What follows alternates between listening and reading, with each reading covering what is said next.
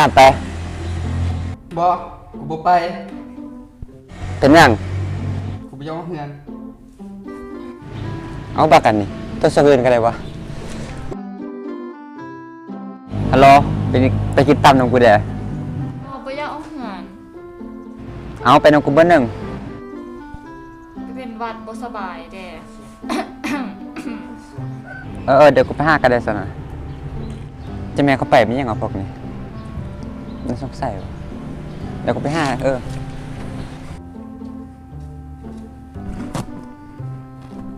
พี่พาถึงใส่ผ้าปัง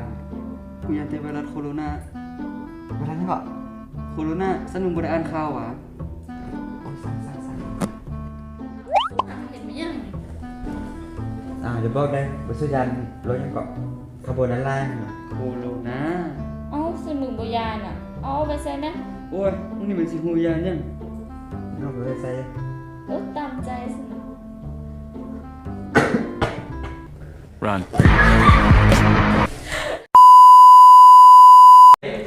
โรคโคโรนาเป็นโรคที่การแพร่ระบาดได้ในจีนและต่างประเทศซึ่งผู้ที่ติดโรคนี้จะมีระยะเริ่มต้นแมนเป็นไข้ตัวร้อนอ่อนเพลียและถ้าหุ่นแห้งร้ายก็ถึงขั้นเสียชีวิตเพื่อบ่ให้ติดโรคก็ควรจะเฮ็ดดังนี้ 1. ใส่ผ้าปิดปาก 2. มันล้างมือ 3. งดอยู่บนที่แออัดผู้คนแออัดและ 4. สำคัญที่สุดเลยก็คือควรเงินออกจากบ้านและนางเบิงคลิปเดอะแบงค์คนที่นอนกันเลย